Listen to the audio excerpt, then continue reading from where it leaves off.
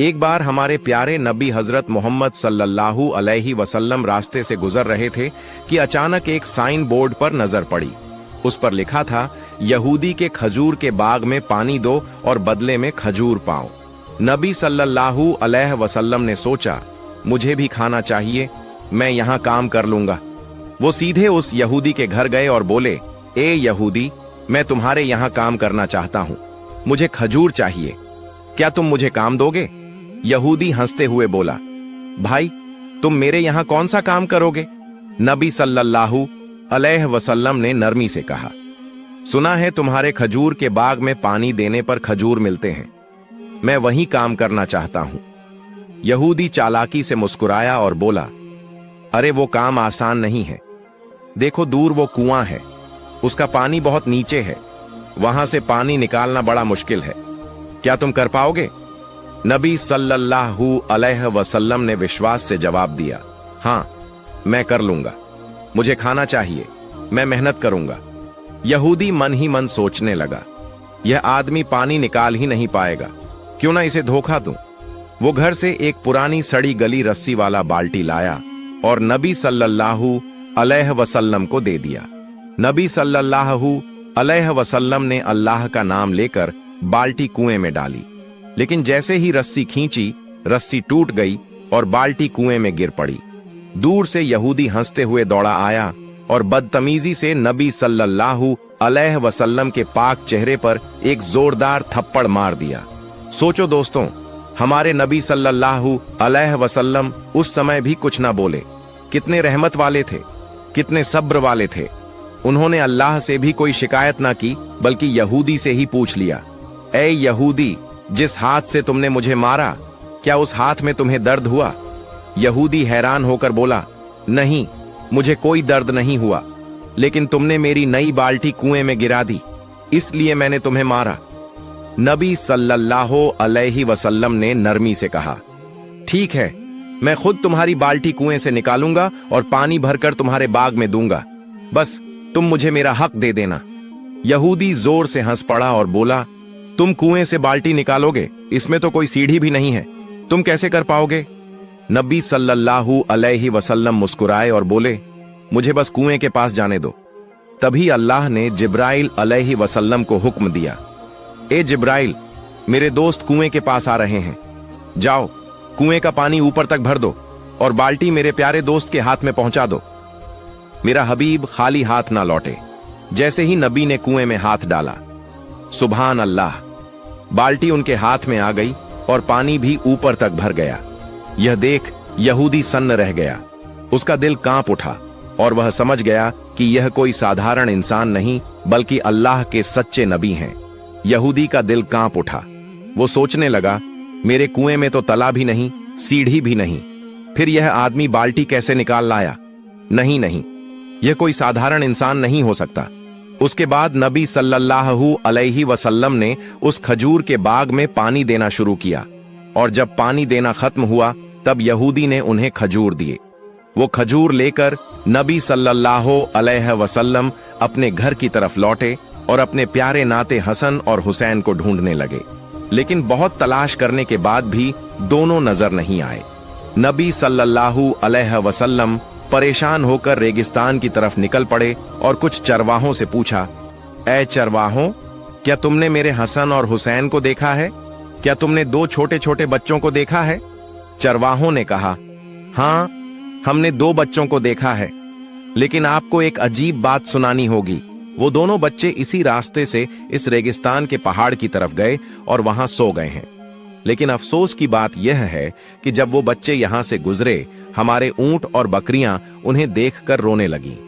जब तक वो दोनों बच्चे पहाड़ के अंदर रहे, हमारे ऊंटों ने घास तक मुंह में नहीं डाली। हम यह समझ नहीं पा रहे हैं क्यों।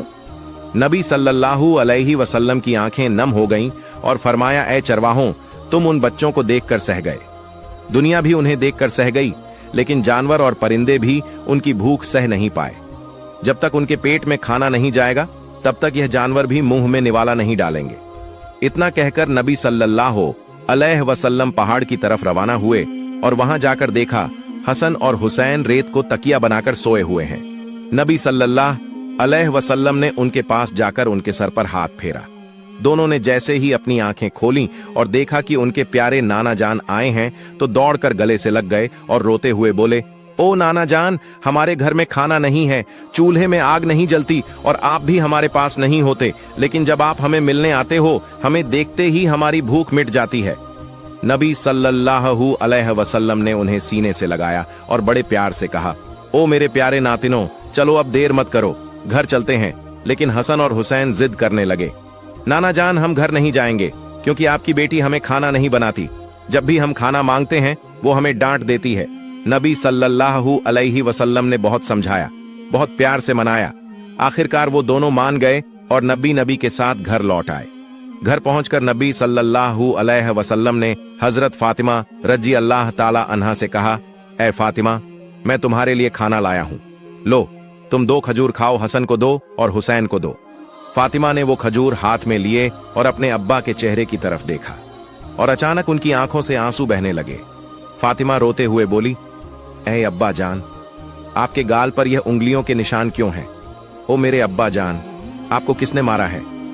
नबी सल्लल्लाहु अलैहि वसल्लम ने बहुत नरमी से जवाब दिया, ए फातिमा, तुम खाना खाओ, यह सवाल अभी मत करो।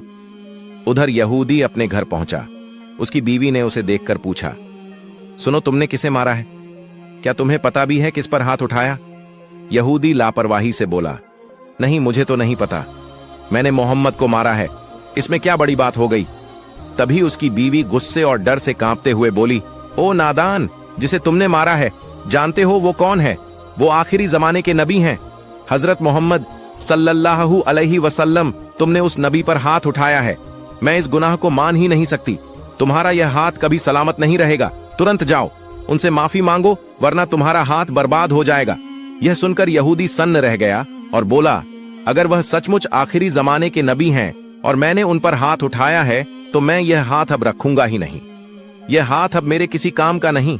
इस गुनाह का फैसला मैं किसी हाकिम के पास, किसी बादशाह के पास नहीं ले जाऊंगा, अपना फैसला मैं खुद ही करूंगा। उसने बीवी से कहा, एबी, मेरे लिए एक धारदार छुरी ले आओ, मैं अपना यह हाथ खुद ही काट दूंगा। फिर उसने सचमुच अपना हाथ काट डाला और वो कटा हुआ हाथ लेकर नबी सल्लल्लाहु अलैहि वसल्लम के घर की तरफ चल पड़ा। जब नबी सल्लल्लाहु अलैहि वसल्लम के घर पहुंचा तो लोगों ने कहा, नबी घर पर नहीं है, वो अपनी बेटी फातिमा के घर गए हैं। उधर घर के अंदर हजरत फातिमा राज अल्लाह ताला अन्हा अब्बा जान से कह रही थी, ए मेरे अब्बा, जब तक आप मुझे यह नहीं बताएंगे कि आपके गाल पर किसने तमाचा मारा है तब तक मैं खाना नहीं खाऊंगी। क्या आप अल्लाह के दरबार में दुआ नहीं कर सकते कि जिसने आप पर हाथ उठाया है अल्लाह उसका नाश कर दे? लेकिन मैं फातिमा आज अल्लाह के सामने हाथ उठाकर दुआ करूंगी कि वो जालिम बर्बाद हो जाए। तब नबी सल्लल्लाहु अलैहि वसल्लम ने बहुत प्यार से कहा, ए मेरी बेटी फातिमा, मैं गजब का नबी नहीं हूं, मैं रहमत का नबी हूं, मैं माफ करने वाला नबी हूं, बदला लेने वाला नबी नहीं हूं। उन्होंने मुझे पहचाना ही नहीं, ना पहचानने की वजह से मारा।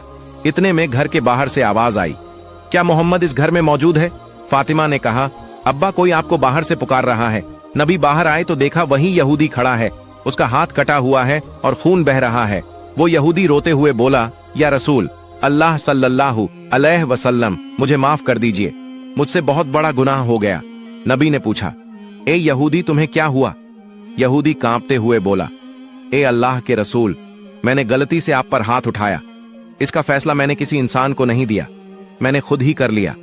मैंने अपना हाथ काट दिया है क्योंकि जिस नबी के जिस्म पर मक्खी तक नहीं बैठती उस नबी पर मैंने हाथ उठाया था, इसीलिए मैंने अपना हाथ खुद काट दिया। नबी सल्लल्लाहु अलैहि वसल्लम ने यहूदी से फरमाया, ए यहूदी, तुम्हें अपने हाथ काटने की क्या जरूरत थी? मैं तो तुम्हें पहले ही माफ कर चुका हूं।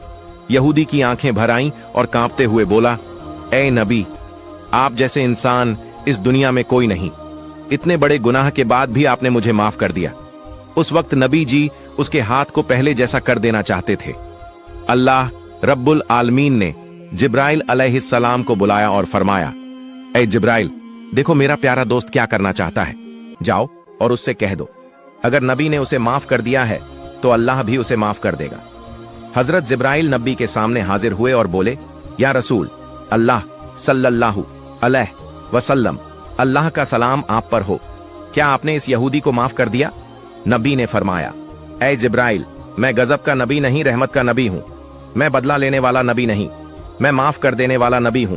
तो हाँ, मैंने इसे माफ कर दिया है और मैं चाहता हूं कि मेरा अल्लाह भी इसे माफ कर दे और इसका हाथ फिर से सही कर दे। फिर नबी ने अल्लाह के हुक्म से अपने मुबारक लार को उसके कटे हाथ पर लगाया और सुभान अल्लाह, हाथ पहले जैसा सही हो गया, निशान तक ना रहा।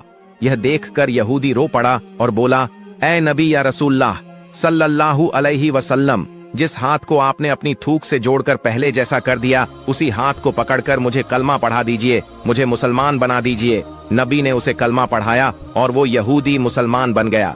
सुभान अल्लाह। यह वाक़िया हजरत मोहम्मद सल्लल्लाहु अलैहि वसल्लम के दौर की है, जब अरब में एक गांव था जिसका नाम फादास था।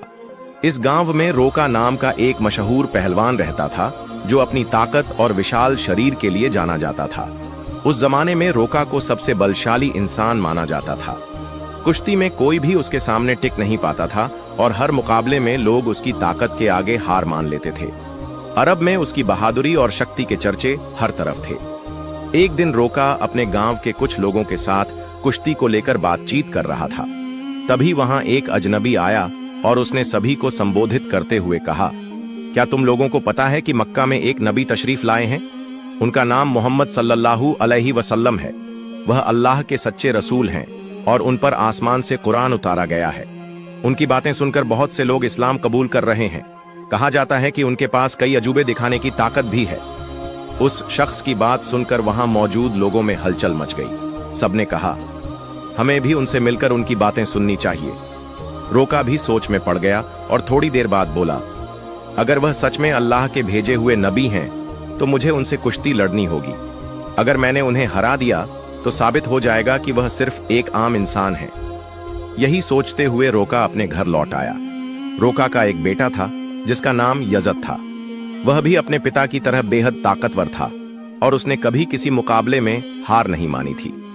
रोका ने अपने बेटे से कहा, मैंने सुना है कि मक्का में मोहम्मद सल्लल्लाहु अलैहि वसल्लम नाम का एक शख्स है जिसे लोग बहुत बड़ा जादूगर कहते हैं। मैं सोच रहा हूं कि मक्का जाकर उनसे मिलूं और उनके साथ कुश्ती करूं।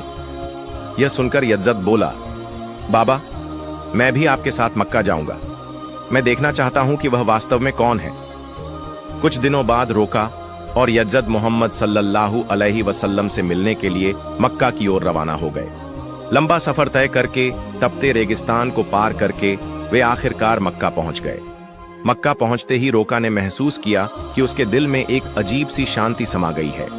उसे यह भी लगा कि मक्का के लोगों के चेहरों पर एक अलग ही रौनक है, जैसे यह शहर अल्लाह की रहमत से महका हुआ हो। मक्का की फिजा देखकर रोका ने अपने बेटे से कहा, बेटा यजद, मुझे लगता है कि यह जगह बहुत खास है। मैं अपने अंदर एक अनोखा सुकून महसूस कर रहा हूं। यजद ने भी सिर हिलाते हुए कहा, बाबा, मुझे भी वैसा ही महसूस हो रहा है। ऐसा सुकून और खुशनुमा माहौल मैंने पहले कभी नहीं देखा। उसी वक्त उन्होंने कुछ लोगों को देखा और उनके पास जाकर पूछा, क्या आप हमें बता सकते हैं कि मोहम्मद सल्लल्लाहु अलैहि वसल्लम कहां मिलेंगे? लोगों ने जवाब दिया, आप कौन हैं और कहां से आए हैं?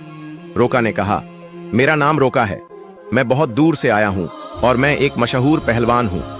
यह सुनकर लोगों ने बताया, हमारे नबी मोहम्मद सल्लल्लाहु अलैहि वसल्लम अल्लाह के भेजे हुए रसूल हैं और इस वक्त मस्जिद में मौजूद हैं। रोका और यजद मस्जिद की ओर बढ़ गए। जब वे मस्जिद में दाखिल हुए तो उन्होंने देखा कि एक बुजुर्ग व्यक्ति शांत और नूरानी चेहरे के साथ बैठे थे। उनके चेहरे पर एक ऐसी मुस्कान थी जो दिल को सुकून देने वाली थी। ऐसा लग रहा था जैसे वह सभी का स्वागत कर रहे हों। रोका ने गौर से देखा और समझ गया कि यही वह शख्स हैं जिनके बारे में उसने सुना था। वह उनके पास गया और आदर पूर्वक सलाम करते हुए बोला, ऐ मोहम्मद, क्या आप वही व्यक्ति हैं जिनके बारे में लोगों से सुना है? लोग कहते हैं कि आप अल्लाह के भेजे हुए रसूल हैं। मोहम्मद सल्लल्लाहु अलैहि वसल्लम ने बड़े नरम लहजे में जवाब दिया, वालेकुम अस्सलाम। हाँ, तुमने सही सुना है, लेकिन तुम कौन हो और कहां से आए हो? रोका ने गर्व से कहा, मैं बहुत दूर से आपकी तलाश में आया हूं। मेरा नाम रोका है और मैं इस दौर का सबसे ताकतवर पहलवान हूं। अब तक मैंने कभी किसी कुश्ती में हार नहीं मानी। रसूल पाक सल्लल्लाहु अलैहि वसल्लम ने मुस्कुराते हुए कहा, रोका, पहले बैठो, फिर हम बातें करेंगे। रोका सोचने लगा कि यह शख्स मुझसे आखिर क्या बात करना चाहता है। तभी मोहम्मद सल्लल्लाहु अलैहि वसल्लम ने बड़ी नरमी से कहा, रोका, अल्लाह से डरो। तुम्हारे जिस्म में जो ताकत है वह उसी अल्लाह ने दी है जिसने तुम्हें इतना बड़ा पहलवान बनाया। उसी महान अल्लाह के आगे सिर झुकाओ, उसी पर ईमान लाओ और मुझे उसका रसूल मानो। रोका ने हैरानी से कहा, ऐ मोहम्मद, तुम क्या कह रहे हो? मैं तो यहां सिर्फ कुश्ती लड़ने आया हूं। मैंने सुना है कि तुम अल्लाह के भेजे हुए रसूल हो और तुम्हारे पास कोई खास ताकत है। इसी वजह से मैंने फैसला किया कि मैं तुम्हारे साथ कुश्ती करूंगा, लेकिन तुम मुझे इस्लाम अपनाने के लिए कह रहे हो। दयालु नबी मोहम्मद सल्लल्लाहु अलैहि वसल्लम ने नरमी से कहा, रोका, तुम मेरे साथ कुश्ती लड़ना चाहते हो, लेकिन यह मेरा काम नहीं है। कुश्ती लड़ना पहलवानों का काम है और मैं कोई पहलवान नहीं हूं। रोका हंसते हुए बोला, ऐ मोहम्मद, मैं तुम्हारी यह बातें सुनने नहीं आया। मैंने सुना है कि तुम बहुत ताकतवर हो, तुम्हें जादू भी आता है। अगर तुम सच में अल्लाह के रसूल हो तो अपनी ताकत से मुझे कुश्ती में हरा कर दिखाओ। मोहम्मद सल्लल्लाहु अलैहि वसल्लम मुस्कुराए और बोले, रोका, तुम इतनी जिद कर रहे हो, इसलिए मैं तुम्हारे साथ एक शर्त पर कुश्ती लड़ने को तैयार हूं। रोका ने उत्सुकता से पूछा, क्या शर्त है? नबी रहमत सल्लल्लाहु अलैहि वसल्लम ने फरमाया, अगर तुम कुश्ती में मुझसे हार गए तो तुम्हें इस्लाम कबूल करना होगा और मुझे अल्लाह का भेजा हुआ रसूल मानना होगा। रोका यह सुनकर सोचने लगा, यह एक आम आदमी मुझे कैसे हरा सकता है? मेरी चौड़ी छाती, मजबूत हाथ पैर और गजब की ताकत के सामने यह मामूली इंसान नहीं टिक पाएगा। मैं दुनिया का सबसे ताकतवर पहलवान हूं और आज तक कोई मुझे हरा नहीं सका। यह तो पहलवान भी नहीं है, फिर यह मेरी बराबरी कैसे करेगा? यही सोचकर रोका ने मोहम्मद सल्लल्लाहु अलैहि वसल्लम का मजाक उड़ाया और घमंड भरे स्वर में बोला, ठीक है, मैं तुम्हारी शर्त मानता हूं। अगर तुम मुझे हरा देते हो तो मैं तुम्हें अल्लाह का रसूल मान लूंगा, अल्लाह पर ईमान लाकर इस्लाम कबूल कर लूंगा। इसके बाद कुश्ती के लिए एक बड़ा मैदान तैयार किया गया। मक्का और आसपास के इलाकों से लोग यह मुकाबला देखने के लिए उमड़ पड़े। हर कोई उत्सुक था कि क्या होगा। लोग जानते थे कि रोका अपनी ताकत के लिए मशहूर है, लेकिन वे यह भी देखना चाहते थे कि मोहम्मद सल्लल्लाहु अलैहि वसल्लम कैसे मुकाबला करेंगे। तय समय पर मुकाबला शुरू हुआ। दयालु नबी मोहम्मद सल्लल्लाहु अलैहि वसल्लम और रोका मैदान में उतरे। जैसे ही मुकाबला शुरू हुआ, रोका ने पूरे जोश के साथ रसूल सल्लल्लाहु अलैहि वसल्लम पर हमला करने के लिए कदम बढ़ाया, लेकिन तभी नबी रहमत सल्लल्लाहु अलैहि वसल्लम ने बड़ी आसानी से रोका को पकड़कर एक झटके में उठा लिया और जमीन पर पटक दिया। रोका को यकीन ही नहीं हुआ कि वह इतनी आसानी से गिर गया। उसने खुद को संभालने की कोशिश की, लेकिन उसने महसूस किया कि उसकी आधी ताकत खत्म हो चुकी थी। रसूल सल्लल्लाहु अलैहि वसल्लम ने मुस्कुराते हुए कहा, ऐ रोका, तुम हार चुके हो। अब भी क्या तुम मुकाबला जारी रखना चाहते हो? क्यों न अपनी हार मान ले और इस्लाम कबूल कर ले? लेकिन घमंडी रोका ने कहा, नहीं, यह सिर्फ एक संयोग था। मुझे एक और मौका दो, इस बार मैं तुम्हें हरा दूंगा। दयालु नबी सल्लल्लाहु अलैहि वसल्लम ने फरमाया, ठीक है, मैं तुम्हें एक और मौका देता हूं, लेकिन अगर इस बार भी तुम हार गए तो तुम्हें अपनी हार माननी होगी और इस्लाम कबूल करना होगा। लोगों की निगाहें फिर से मुकाबले पर जम गईं। रोका ने इस बार पूरी ताकत झोंक दी और पूरी कोशिश की कि वह किसी भी हाल में नबी सल्लल्लाहु अलैहि वसल्लम को हरा दे। लेकिन जैसे ही उसने हमला करने के लिए कदम बढ़ाया, दयालु नबी ने फिर से उसे उठाकर जमीन पर पटक दिया। रोका को फिर से हार का सामना करना पड़ा। रसूल सल्लल्लाहु अलैहि वसल्लम ने कहा, ऐ रोका, अब भी क्या तुम्हें यकीन नहीं हुआ? मान लो कि अल्लाह ने मुझे सच्चाई के साथ भेजा है। अब भी वक्त है, ईमान ले आओ। लेकिन रोका का अहंकार उसे हार मानने नहीं दे रहा था। वह अपने मन में सोच रहा था, मैंने कभी किसी से कुश्ती में हार नहीं मानी, फिर यह कैसे संभव है कि मैं किसी ऐसे इंसान से हार जाऊं जो पहलवान भी नहीं है। इसलिए उसने फिर से नबी सल्लल्लाहु अलैहि वसल्लम से कहा, मुझे एक आखिरी मौका दो। हमारे नबी तो रहमतुल आलमीन हैं। उन्होंने फिर से उसे मौका दिया। तीसरी बार मुकाबला शुरू हुआ। इस बार रोका ने अपनी पूरी ताकत लगा दी, लेकिन जैसे ही वह हमला करने के लिए आगे बढ़ा, नबी सल्लल्लाहु अलैहि वसल्लम ने उसे फिर से उठाकर जमीन पर पटक दिया। अब रोका उठने की कोशिश कर रहा था, लेकिन उसकी ताकत जवाब दे चुकी थी। उसे समझ में आ चुका था कि मोहम्मद सल्लल्लाहु अलैहि वसल्लम कोई आम इंसान नहीं है, बल्कि अल्लाह के भेजे हुए सच्चे रसूल हैं और इस्लाम सबसे बेहतरीन धर्म है। फिर रोका ने रसूल सल्लल्लाहु अलैहि वसल्लम से कहा, ऐ अल्लाह के नबी, अब मुझे यकीन हो गया है कि आप सच में अल्लाह के रसूल हैं और इस्लाम सच्चा धर्म है। मैं आपको नबी के रूप में स्वीकार करता हूं और अल्लाह पर ईमान लाता हूं। जब रोका ने इस्लाम कबूल कर लिया तो रसूल सल्लल्लाहु अलैहि वसल्लम ने फरमाया, अब तुम सच्चाई को समझ चुके हो। दरअसल इंसान कभी भी अपनी ताकत से मजबूत नहीं होता। अल्लाह ने मुझे जो ताकत दी है उसी की वजह से आज तुम मुझसे हार गए हो, और यह भी अल्लाह ही की मर्जी थी कि तुम इतने बड़े पहलवान बने। अगर अल्लाह नहीं चाहते तो मैं तुम्हें हराने की ताकत भी नहीं रखता। रसूल सल्लल्लाहु अलैहि वसल्लम की यह बात सुनकर रोका कि आंखों में आंसू आ गए। उसने खुशी और सुकून के साथ इस्लाम धर्म कबूल कर लिया। यह घटना हमारे नबी की महानता का एक जिंदा चमत्कार थी। लेकिन तभी एक और चुनौती सामने आ गई। रोका का बेटा यजद, जो खुद भी एक मशहूर और ताकतवर पहलवान था, अपने पिता की हार को स्वीकार करने के लिए तैयार नहीं था। उसके अंदर एक अजीब सा आत्मविश्वास था जो उसे अपने पिता की हार का बदला लेने के लिए उकसा रहा था। यजद ने गुस्से और जोश में भरकर रसूल सल्लल्लाहु अलैहि वसल्लम को ललकारा, ऐ मोहम्मद, आपने मेरे पिता को कुश्ती में हराकर यह साबित कर दिया कि आप असाधारण इंसान हैं, लेकिन मैं आपकी ताकत का अंदाजा नहीं लगा पाया। क्या आप मेरे साथ कुश्ती लड़ेंगे? रसूल सल्लल्लाहु अलैहि वसल्लम ने यजद की आंखों में देखा और समझ गए कि उसके दिल में अब भी संदेह बाकी है। उसे ईमान की रोशनी की जरूरत थी। इसलिए उन्होंने मुस्कुराते हुए उसका चैलेंज स्वीकार कर लिया। अब यजद ने खुद को लड़ाई के लिए तैयार किया। वह अपने पिता की तरह ही ताकतवर था और उसने कभी किसी से हार नहीं मानी थी। उसके मन में एक ही बात चल रही थी कि वह मोहम्मद सल्लल्लाहु अलैहि वसल्लम को हराकर अपने पिता की हार का बदला लेगा और अपने खानदान की इज्जत वापस पाएगा। फिर जब कुश्ती शुरू हुई तो यजद ने अपनी पूरी ताकत लगा दी। उसने हजरत मोहम्मद सल्लल्लाहु अलैहि वसल्लम पर हमला किया, लेकिन हमारे नबी ने हर एक वार को आसानी से रोक लिया। यजद हैरान रह गया। उसे यकीन नहीं हो रहा था कि यह कैसे संभव है। फिर रसूल सल्लल्लाहु अलैहि वसल्लम ने उसे एक मौका दिया ताकि वह अपनी पूरी ताकत आजमा सके। यजद ने पूरी ताकत से हमला किया, लेकिन इस बार भी रसूल सल्लल्लाहु अलैहि वसल्लम ने उसे जमीन पर गिरा दिया। यजद का शरीर इतनी जोर से जमीन से टकराया कि उसे लगा जैसे उसकी हड्डियां टूट गई हैं। यजद ने फिर से उठने की कोशिश की, लेकिन उसके पैरों में ताकत नहीं बची थी। जब उसने नबी सल्लल्लाहु अलैहि वसल्लम की तरफ देखा तो उनके चेहरे पर एक सुकून भरी मुस्कान थी।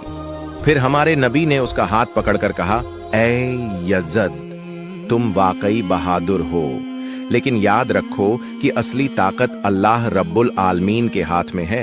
आज तुमने अपनी आंखों से देख लिया कि अल्लाह ने अपने नबी को कितनी ताकत दी है। क्या अब भी तुम्हारे दिल में कोई शक बचा है? ये सुनते ही यजद की आंखों से आंसू बहने लगे। उसने हजरत मोहम्मद सल्लल्लाहु अलैहि वसल्लम के सामने आत्मसमर्पण करते हुए कहा, ऐ अल्लाह के रसूल, आज मैंने अपनी जिंदगी का सबसे बड़ा सबक सीखा है। मैं गवाही देता हूं कि अल्लाह के सिवा कोई माबूद नहीं और आप मोहम्मद सल्लल्लाहु अलैहि वसल्लम अल्लाह के सच्चे नबी हैं। इसके बाद रोका और यजद के इस्लाम कबूल करने की खबर पूरे अरब में फैल गई। कुछ दिन बाद मदीना का एक गैर मुस्लिम युवक नबी सल्लल्लाहु अलैहि वसल्लम के पास एक अपमानजनक सवाल लेकर आया।